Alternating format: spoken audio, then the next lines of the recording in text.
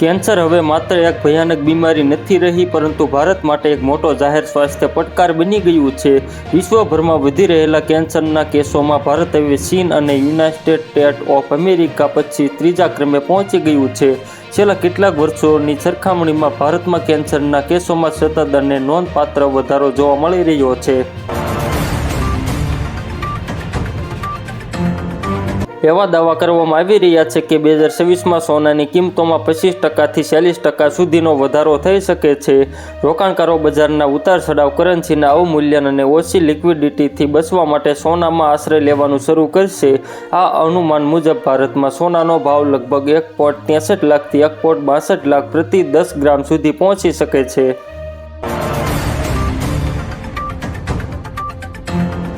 પશ્ચિમ બંગાળના મુર્શિદાબાદ જિલ્લામાં આવેલા બેલડાંગામાં તૃણમૂલ કોંગ્રેસમાંથી સસ્પેન્ડ કરાયેલા ધારાસભ્ય હુમાયુ કબીર શનિવારે બાબરી મસ્જિદનો પાયો નાખ્યો છે.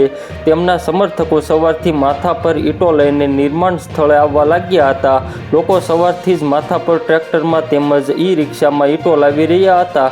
બેલડાંગા સહિત આસપાસનો વિસ્તાર આજે હાઈ એલર્ટ પર છે.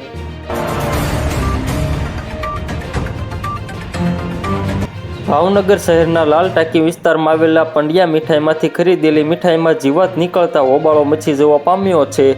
ભાવનગર શહેરમાં રહેતા સંજયભાઈ જાડવ નામના ગ્રાહકે શહેરના દેસાઈનગર લાલ ટાંકી વિસ્તારમાં આવેલી પંડ્યા મીઠાઈ નામની ફરસાણની દુકાનેથી ખરીદેલી ખજૂર પાક મીઠાઈ ખરીદી હતી. જ્યારે તેમણે આ મીઠાઈ જોઈ તો તેમાં જીવાત દેખાઈ હતી, જે જોઈને ગ્રાહક સ્તબ્ધ થઈ ગયા હતા.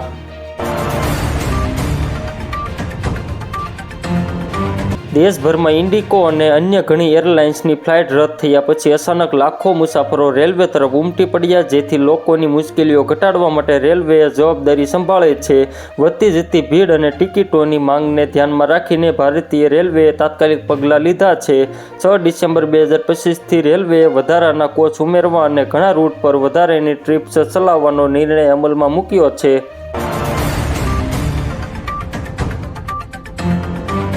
અમદાવાદના એક કાપડના વેપારી સાથે ક્રિપ્ટોકરન્સીમાં રોકાણના નામે ₹17 લાખની છેતરપિંડી થઈ હોવાનો કિસ્સો સામે આવ્યો છે.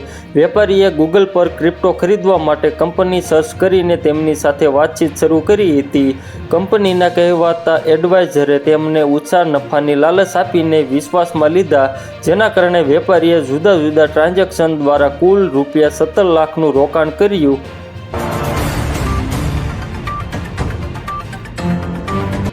ઔદ્યોગિક નગરી સુરતમાં વિકાસની ગતિની સાથે જ કાયદો અને વ્યવસ્થાની સ્થિતિ પર સવાલ ઉઠી રહ્યા છે. આવો જ એક ચોંકાવનારી ઘટનાનો વિડીયો સામે આવ્યો છે.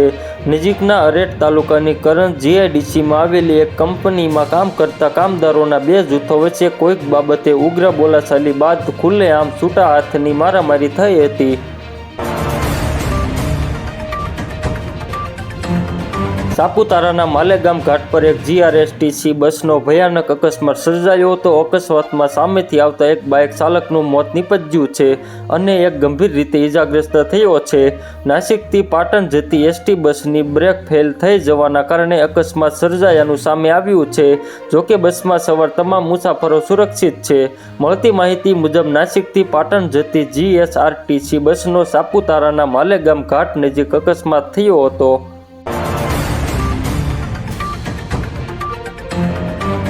અમદાવાદના જમાલપુર વિસ્તારમાં એક દુઃખદ ઘટના બની છે. એક સામાજિક કાર્યક્રમમાં ભોજન ખાધ્યા પછી લગભગ 35 થી 40 લોકોને ફૂડ પોઈઝનિંગ થયું હતું.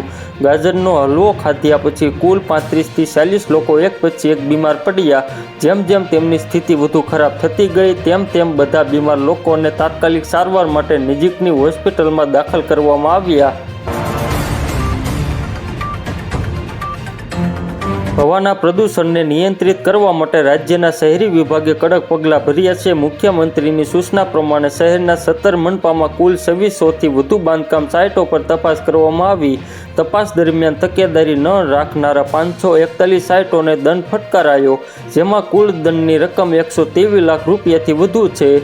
સીએમએ આ બાબતે ખાસ સૂચના આપી હતી કે હવા પ્રદૂષણ નિયંત્રિત માટે તમામ શહેરોમાં શિસ્તબદ્ધ પગલાં લેવામાં આવે અને જાહેર આરોગ્ય પર તેની અસર ઘટાડવા માટે ઝડપથી પગલાં ભરવામાં આવે.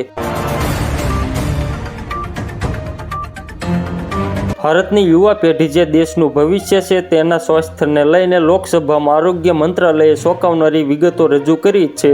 મંત્રાલયે એક સ્વાસ્થ્ય સર્વેક્ષણમાં આંકડાઓને ટાંકીને ખુલાસો કર્યો કે દેશના બાળકો અને કિશોરો વચ્ચે રોગોનું પ્રમાણ ઝડપથી વધી રહ્યું છે, જે એક ગંભીર સામાજિક અને જાહેર આરોગ્ય કટોકટીનો સંકેત આપી રહ્યું છે. મંત્રાલય દ્વારા આપવામાં આવેલા આંકડાઓ દર્શાવે છે કે ભારતમાં લગભગ 7.3% કિશોરો માનસિક સમસ્યાઓથી ગ્રસ્ત છે. જૂનાગઢ જિલ્લામાં બેફામ રીતે ચાલી રહેલી ગેરકાયદેસર ખનીજ ચોરી પર તંત્રએ આજે સપાટો બોલાવ્યો છે.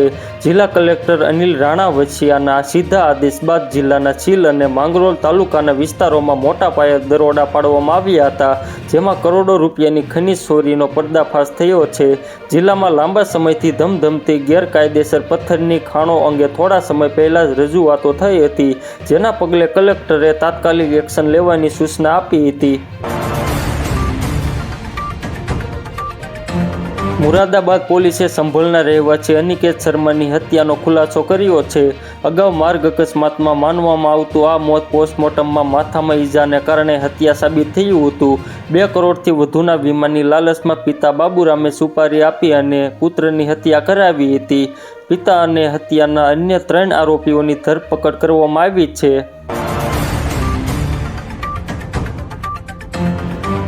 ગુજરાતમાં રાજસ્થાન તરફથી પ્રવેશતા વાહનો પર કડક ચેકિંગ કરી રહેલી શામળાજી પોલીસે આજે અણસોલ ચેકપોસ્ટ પરથી એક મોટી સફળતા મેળવી છે.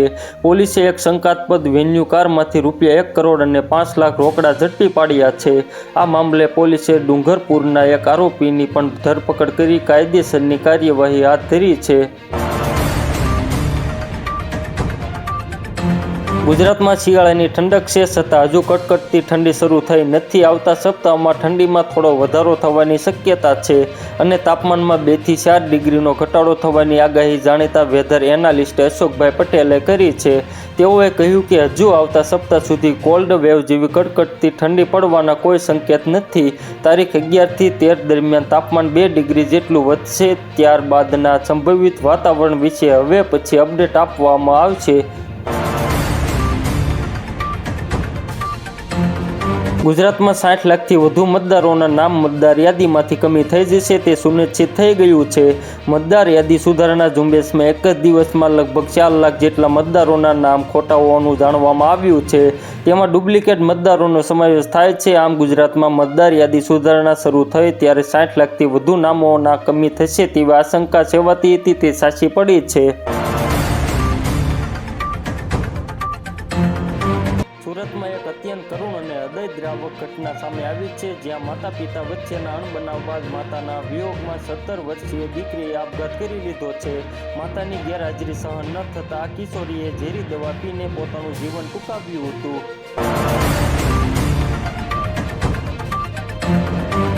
તો મિત્રો, હાલ માટે એટલું જ. ફ્રી મળીએ નવી અપડેટ અને નવા સમાચાર સાથે. તે પહેલાં ખાસ કરીને વિડીયોને એક લાઇક અને RTV ગુજરાતી ન્યૂઝ યુટ્યુબ ચેનલને ખાસ કરીને સબસ્ક્રાઈબ કરવાનું ભૂલતા નહીં મિત્રો.